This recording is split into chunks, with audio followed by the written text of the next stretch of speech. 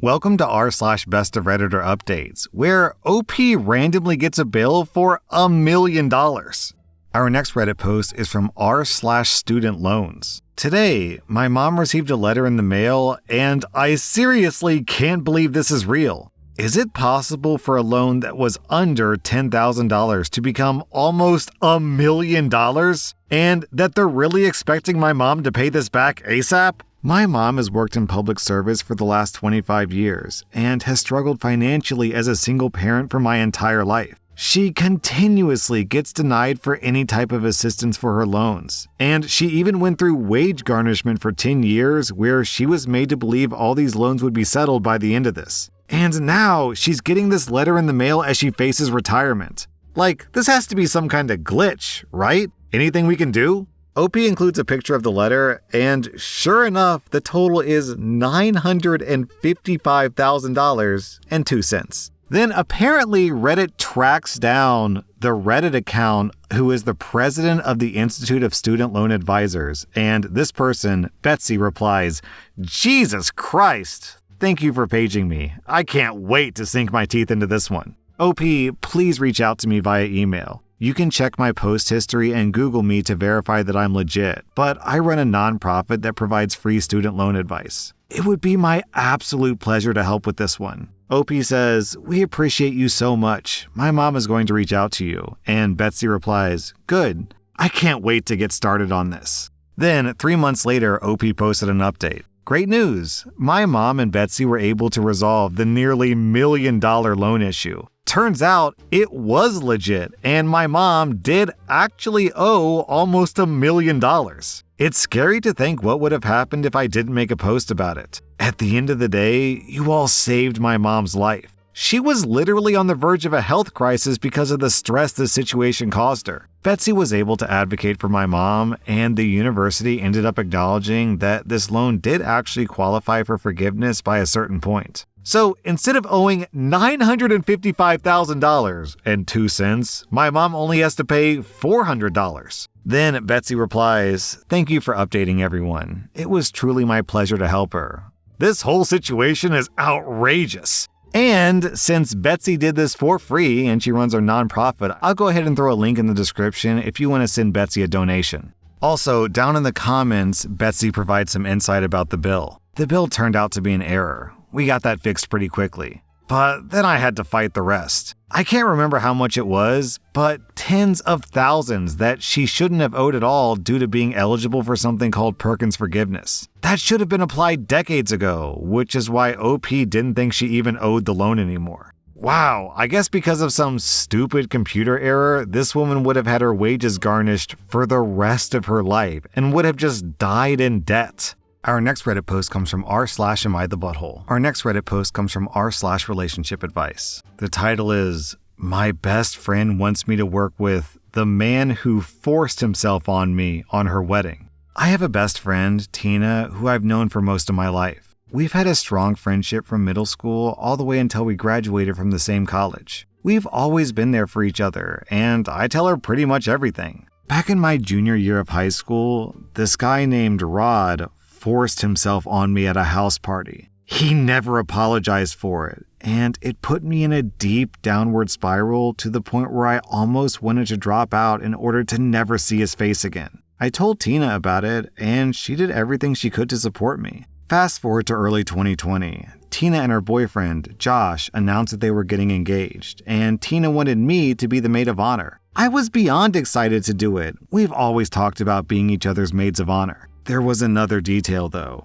Josh had a similar friendship history with his best man, and they thought that it would be adorable if the maid of honor and the best man worked together on everything and were their own second package on the wedding day. I guess this was their way of making us feel a little more excited for weddings of our own. I found out that the best man was going to be Rod, and that he and Josh remained best friends after high school. I thought that Rod was just in Josh's friend group, but it turns out they were as close as could be. My heart sunk, and I simply didn't know how to respond. They expected us to work together during the whole wedding process, and that sounded like literal hell. I started wondering whether Tina never told Josh, or that Josh heard and just didn't care. All I know is that I was having second thoughts about the wedding after that. I texted Tina about my concerns with Rod coming in the most polite way possible, and she sent me this in reply. I know about what happened with you guys back in the day, but Rod seems to be a great guy now. It would just really mean a lot if you can push that memory away for the duration of this. Please just trust me. I don't know how to respond to this, and luckily, the wedding planning process has been stalled since COVID.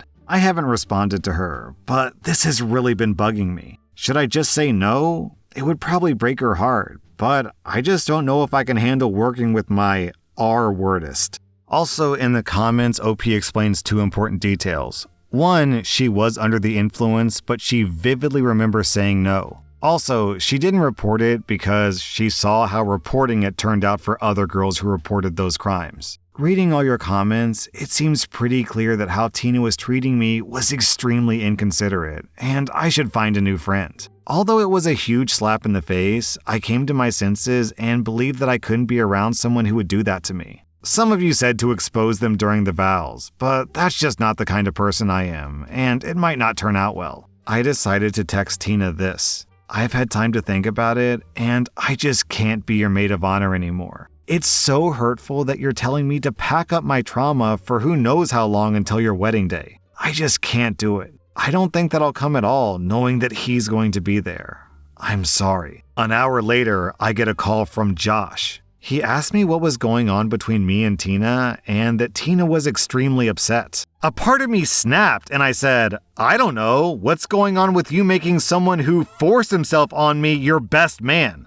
I don't usually blurt things out like that. Josh was confused, and I repeated myself. He was silent for a few seconds, and then asked if he could come over. I was a little wary, but I said sure. Josh comes to my apartment 40 minutes later without Tina. I've never hung out with Josh one-on-one before. It was always with Tina. Josh always had a really cute and sweet personality, and I've always approved of him when it came to dating Tina. He was really only just a friendly acquaintance to me, though. We sat down and spoke for over an hour. Tina had told Josh that the reason I wasn't coming to the wedding was that I didn't want to work with Rod because I had a crush on him, and that I thought she was forcing the relationship too much. So basically, she said that we had a petty girl fight. My jaw hit the floor, and I was fuming. She had obviously never told Josh what Rod did to me. I shared what Rod had done to me back in high school, and that Tina knew about it. I asked if he knew too. He said that he didn't, but at one point, Rod did mention that a few, quote, crazy B words falsely accused him of the R word senior year.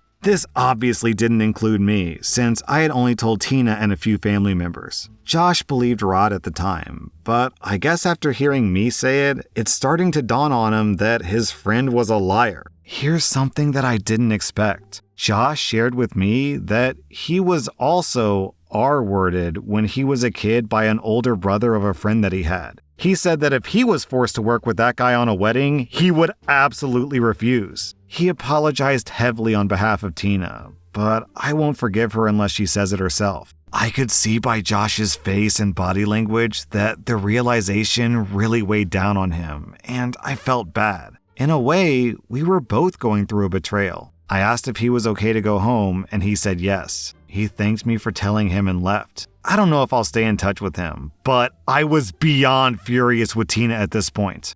Well, I kinda hope that the wedding got destroyed. Tina's a liar and a bad person. What I can't understand is, why on earth would Tina not tell Josh about Rod? Because that would mean that for the rest of her life, she would have to hang around an R-wordist. Oh, I bet I know why. It's because she just didn't want to make waves. She just didn't want to lose Josh. She assumed Josh would pick Rod over her, so she just kept her mouth shut. Pretty awful behavior. Am I the butthole for refusing to help my wife and her friend anymore over what my wife calls a miscommunication? My wife Emily has a longtime friend, Leslie, who's recently become a single mother. Leslie does not have a working vehicle at the moment and is working 2 jobs, so Emily took it upon herself to help Leslie out as much as she can. Emily started asking me to help as well, driving Leslie and her kids around, taking them to school and appointments, taking Leslie to the grocery store, etc., whenever Emily or someone else couldn't. I agreed since it made my wife happy, and I understand the kind of situation Leslie is in. Helping has turned into Emily inviting Leslie and her kids over often, or organizing trips that they would like, such as camping or fishing. A few times, my wife was unable to attend these get-togethers that she organized due to work and insisted they still take place, leaving me to entertain Leslie and her kids on my own. Since I've known Leslie my entire relationship with my wife, I didn't think too much about this. The times that it's been just me and her, I've made normal small talk with her and her kids. Recently, Leslie's kids were going to be away for a weekend, so Emily wanted to have Leslie over for dinner and some movies. My wife asked me to text Leslie and ask her over, and when I did, Leslie replied with, "Just as friends, right? I'm not interested in being anyone else's girlfriend." I thought that response was out of left field, so I asked her why she'd even say that, and her response was, "No guy would be asking me and my kids how we're doing or helping me out unless he wanted something in return." I told Leslie that it wasn't anything like that, and then showed my wife the conversation and informed her that I'd be stepping back from helping her with anything involving Leslie, and to leave me out of any future plans. I also offered to show my wife the rest of my phone and anything else she wanted to see. Emily believed me, but she still talked to Leslie about it to see what had given her that impression about me, and she gave Emily the same answer she gave me. A few days later, Leslie apologized to Emily and told her that her emotions and mind were just all over the place because of a down day. That's fine, but I'm still not willing to help out Leslie or my wife with this anymore because I don't want any repeat accusations hurled at me, when really I was just helping out the way my wife asked. Emily thinks that I'm overreacting and I should just brush it off because it was a silly miscommunication that she had on a bad day. Am I the butthole? And for context, the original text that OP sent was, "Emily wants to know if you'd like to come over for dinner and some movies on Saturday."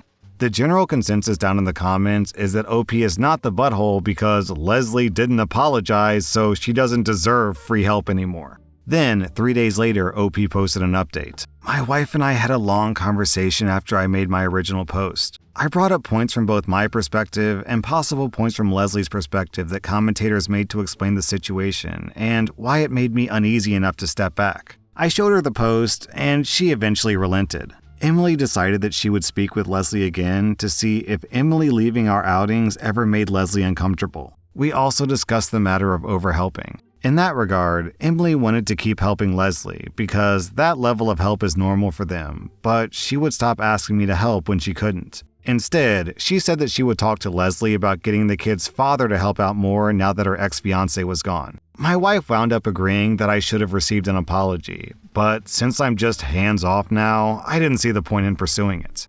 I'm happy to say that I have not been volunteered to help or drive since our talk. My wife continued to help Leslie whenever she could for a couple of weeks until things took a negative turn. There were a couple of times that neither my wife nor Leslie's other friends were able to give her a ride or help her, and she asked Emily where I was and why I couldn't do it. Emily told Leslie that it was best if I didn't help to avoid any future misunderstandings. After the 4th time of Leslie asking my wife to get me to drive Leslie around town when no one else could, Leslie told Emily that she must have been right that I have a crush on her because clearly I was avoiding her because I felt rejected. Apparently, Leslie argued to my wife that since I was nice to Emily before we got together, then me being nice to Leslie meant that I wanted to sleep with Leslie. Then, Leslie told Emily that she would also end up being single.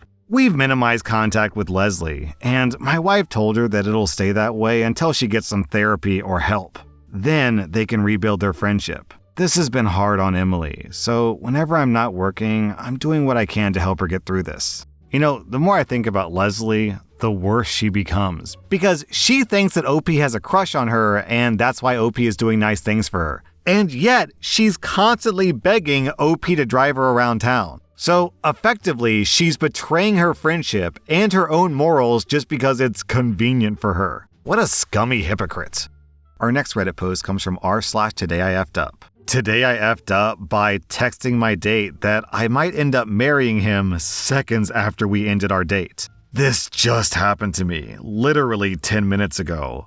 I'm dying. I'm dead. End me now, oh holy ghost. I thought this only happened in poorly written rom-coms. The kinds where life hardly imitates the real one. I want to bury myself and never come to see the light again. Why me? 10 painfully long minutes ago, I, exalted by the wonderful date that I went on with this handsomely gorgeous man who also happened to be a friend of mine for the last 3 years, against my apartment door that I had just closed on his beautiful face, typed the words that will fiercely haunt me. Bitch, I think I'm gonna end up marrying this guy. That message was meant for my best friend, the only other soul I could muster to express my vulnerable feelings. I sent this deeply poetic text to him instead. Do you think there's a void big enough in this planet to hold all my misery, all the embarrassment? Do you think I can make a pact with the devil to turn back time? I would just need 10 minutes. That'd be really nice. Can I please die now? Literal and metaphorical death is the only relief I might know. I'm currently in my library, sprawled across the floor, intently staring at the ceiling. Man, I think I'll be here forever. Then OP posted an update. Once I realized the text blunder, I quickly texted him that it was not meant for him, with a crying emoji for good measure. Sweet, sweet man that he is, he responded immediately to let me know that he doesn't read text not meant for him, winky face. I subsequently asked for permission to die. He said, "Please don't," with a kissy face. This morning, he texted me about some travel plans that we have down the line. Bless this handsome man. The gods are cruel, but not that cruel. This is where I should clarify that the original post was obviously a tad hyperbolic. I slept well last night, and I also laughed. At myself, the blunder, just the ridiculous timing. What also got imprinted on me was the exact moment that I wrote and sent the text. The moment he leaned and kissed me goodnight, I looked at him as I closed my apartment door, locking it and at once turning around and heavily sighing and smiling, keys still in hand. Then, 4 years later, OP posted an update. 3 years after I mistakenly pressed send, texting this gorgeous specimen of a guy that I would marry him in seconds after ending our first date, keys still in hand as I struggled to both text and lock the door, and subsequently sprawled across my library wishing for the floor to engulf me, I did end up marrying the man. Damn, what in the world? I thought I'd let you guys know since you did help me with your funny comments and shared shameful moments to eventually get myself up that fateful evening, dust myself off, and not commit cringe seppuku. It's been 3 years of pure joy, and he's still dreamy and kind, you guys. And it was, kids, that's how I met your father after all. Well, it's nice to have a happy ending every once in a while, so why don't we make this the happy ending for today's episode? That was r/Best of Redditor updates, and if you like this content, check out my podcast where I publish the exact same episodes. Also, hit that subscribe button because I put out new Reddit videos every single day.